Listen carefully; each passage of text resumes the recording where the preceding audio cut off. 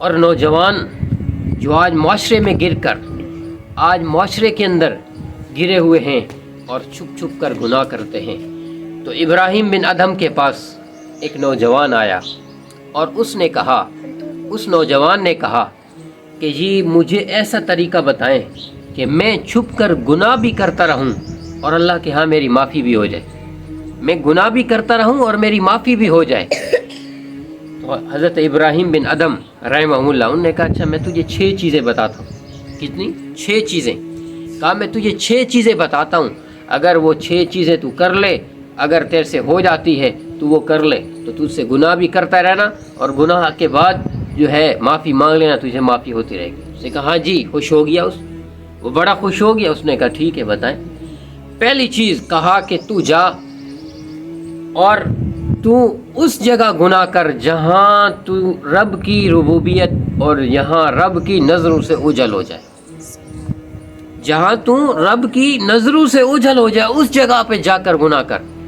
تو اس نے کہا سرکار میں وہاں جا کر کیسے گناہ کروں، پوری کائنات پر رب کی ربوبیت ہے اور میں اس کی نظروں سے اوجھل کیوں ہو سکتا ہوں۔ تو پھر دوسرا کہا اچھا یہ نہیں کر سکتا تو دوسرا کہا کہ تو پھر اس رب کا دیا ہوا رزق کھانا چھوڑ دے، اس رب کا دیا ہوا رزق کھانا چھوڑ دے۔ کہا کہ کوئی بھی آدمی مجھے رزق کھلائے گا تو وہ رب کا ہی کھلائے گا، وہ رب کا رزق کھلائے گا۔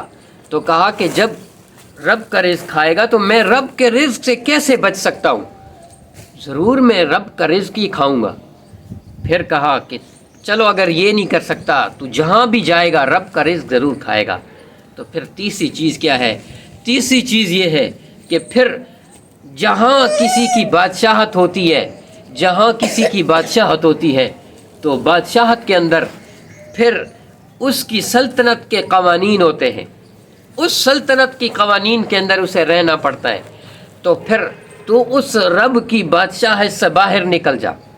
جب رب کی بادشاہت سے باہر نکل جائے گا تو پھر جب رب کی بادشاہت سے جب تو باہر نکل جائے گا تو پھر تجھے کیا ہوگا؟ تو پھر تو گناہ کر لینا۔ اس نے کہا کہ میں رب کی سلطنت سے کیسے باہر نکل سکتا ہوں، ساری کائنات اسی ایک رب کی ہے اور سب کچھ اس ایک رب کا ہے، تو میں رب کی رحمت سے اور رب کی بادشاہ سے کیسے نکل سکتا ہوں۔ تو پھر ابراہیم بن ادہم نے کہا اچھا چلو چوتھی چیز کر لے، بس تو معافی تیری ہو جائے گی، چوتھی چیز تو کر لے۔ تو کہا کہ چوتھی چیز کیا ہے؟ چوتھی چیز یہ ہے کہ جب تیرے پاس فرشتہ تیرے روح قبض کرنے کے لیے آئے، تیرے پاس جب فرشتہ روح قبض کرنے کے لیے آئے تو اس وقت تو کہہ دینا کہ جی ابھی مجھے تھوڑی مہلت دے دے، ابھی مجھے وقت دے دے، کچھ مہلت دے دے تاکہ میں جو ہے معافی مانگ لوں، توبہ کر لوں۔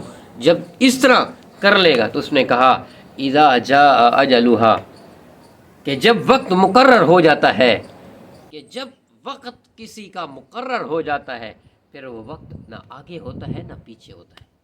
تو کہا کہ پھر یہ تو میں نہیں کر سکتا، کہا پھر یہ نہیں کر سکتا، پھر میرے لیے پانچواں میرے پاس کام ہے۔ کہا کیا کام ہے؟ کہا یہ ہے کہ جب تیرے پاس فرشتے قبر کے اندر تیرے پاس آئیں تو فرشتوں کو تو کہہ دینا، جب فرشتے تیرے پاس قبر میں آ جائیں تو کہہ دینا ابھی رک جاؤ، قبر کے اندر آنے کی اجازت نہیں ہے، قبر کے اندر آنے کی اجازت نہیں ہے، مجھ سے آپ حساب کتاب نہیں لے سکتے، آپ مجھ سے کوئی حساب کتاب نہیں لے سکتے۔ تو کہا کہ یہاں میرا کیسے بس چلے گا، وہ تو فرشتے ہیں۔ تو کہا اچھا اگر یہ نہیں کر سکتا پھر چھٹا کام، قیامت کے دن جب تیری گناہ بڑھ جائیں، اللہ حکم دے دے فرشتوں کے کہ لے جاؤ اس کو جہنم کے اندر لے جاؤ، اور فرشتے تجھے لے کر جا رہے ہوں تو اس وقت کہہ دینا کہ فرشتوں میرے ساتھ نہ آؤ، کوئی اجازت نہیں ہے مجھے ہاتھ لگانے کی، کوئی اجازت نہیں ہے مجھے ہاتھ لگانے کی۔ تو پھر وہ نوجوان کہنے لگا کہ اس وقت میں کیسے کہوں گا، میری حیثیت کیا ہوگی، میری حیثیت اس وقت کیا ہوگی، کس طرح میری حیثیت ہوگی، میں کس طرح کہہ سکوں گا، وہ تو اللہ کے بھیجے ہوئے فرشتے ہوں گے۔ تو کہا تو حضرت ابراہیم بن ادہم نے کہا اب جو ہے تیر نشانے پہ لگائے، اب اس کو سمجھانا آسان ہے۔ کہا کہ جب تو رزق سے بھی نہیں بچ سکتا تو مالک الموت کو بھی نہیں روک سکتا، تو فرشتوں کو، سوال جواب والے فرشتوں کو بھی تو نہیں روک سکتا، اور آج قیامت کے اندر جب فرشتے تجھے جہنم میں لے کر جا رہے ہیں تو ان کو بھی نہیں روک سکتا، اور تیری کوئی حیثیت نہیں ہے، تو پھر رب کے سامنے تیری کیا حیثیت ہے؟ رب کے سامنے تیری کوئی حیثیت نہیں ہے۔ تو جب رب کے سامنے تیری کوئی حیثیت نہیں ہے تو آج سب کچھ گناہ چھوڑ دے، رب کی دربار میں آ جا۔ تو یہ سمجھ کر